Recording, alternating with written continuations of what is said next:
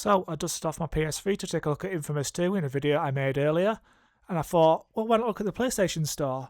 We know that's also going to be closing very soon, so what actually is left on here? So as mentioned, the PlayStation Store will close in July 2027, so we've got a little bit of time on this, just under a year before that closes down. So what have we got actually on the PlayStation Store?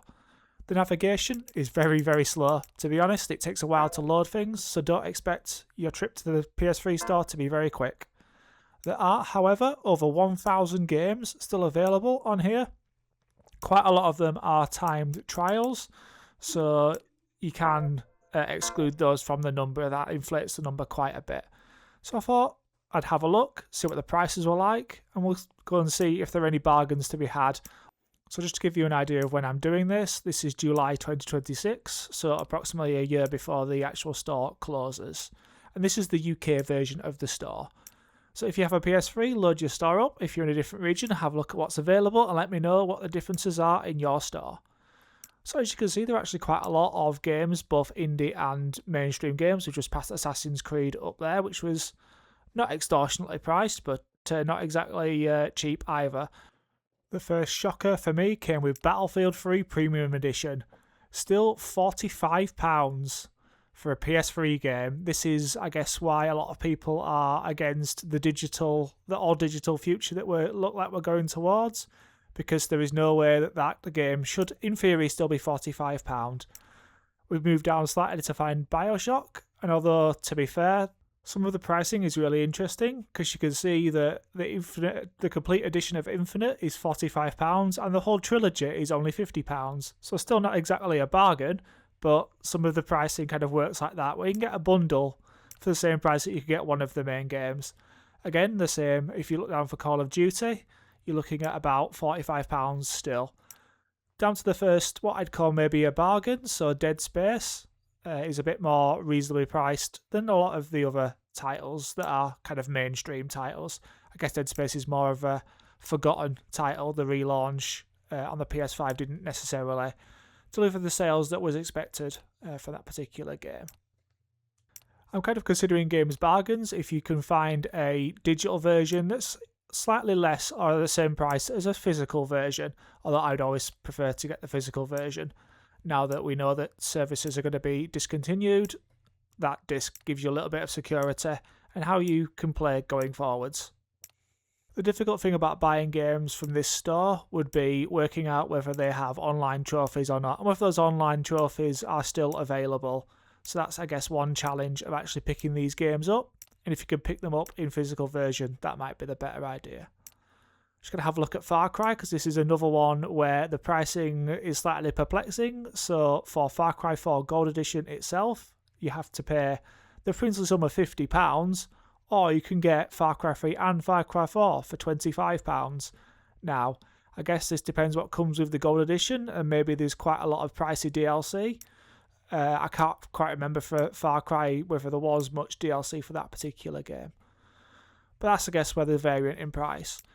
Another series that has quite a few games that is still reasonably priced is God of War, so there's plenty to pick up there, and they're all of a decent price.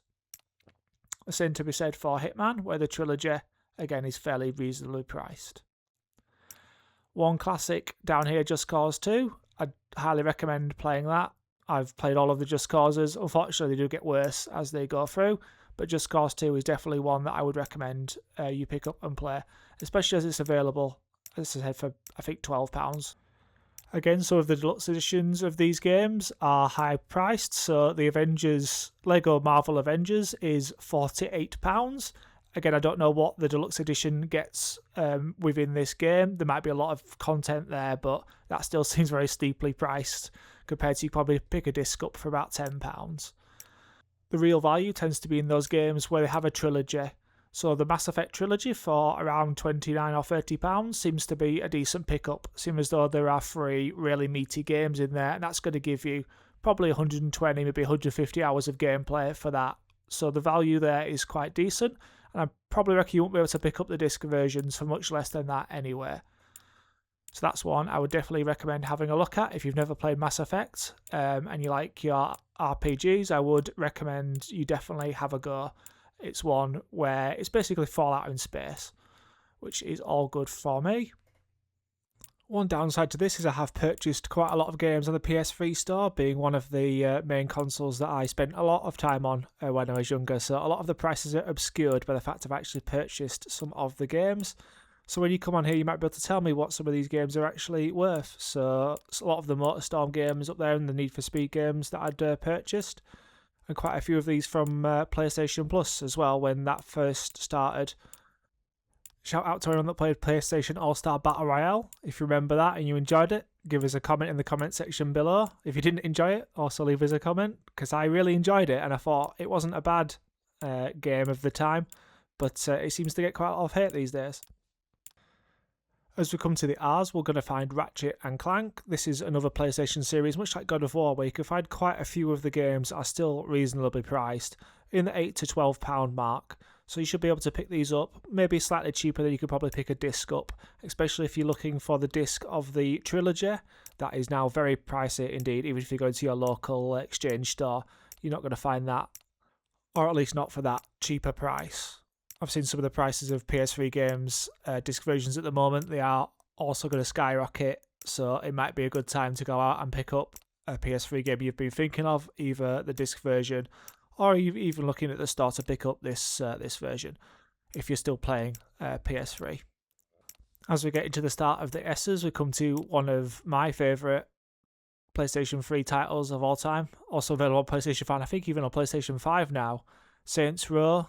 3 and 4 obviously been the best two. If you like a silly video game, I definitely recommend picking that one up, as you will have lots of fun, and they are, especially 4 is very funny and a little bit over the top. When I say a little bit over the top, I mean a lot over the top. So we're going to keep going down. We're just getting through the S's now. Plenty of Sonic games for you to get your teeth into, if that's what you like. Spec Ops: The Line, that's always a good shout. Cult classic that is Splinter Cell, so you could pick up the trilogy for £35 or the deluxe edition of Blacklist for £16. It's been a long while since we've had a Splinter Cell new game, so here's a couple that you could play from the old library. As we get towards the bottom now, there is not as many Star Wars games as I was expecting from still being in the store. There's only a couple, so maybe the Star Wars games you'll have to look for elsewhere. I did overall think that there was a decent variety and selection still on the PlayStation 3 store. There's plenty of games for you to go at, and there's plenty of both indie games and mainstream PS3 games, so you can still pick up some good titles. Obviously the good titles are a little bit more expensive than the indie ones, but if that's what you're looking for, then you can play to your heart's content. There's definitely enough to keep you busy over the next couple of years if you do want to buy a few of these games.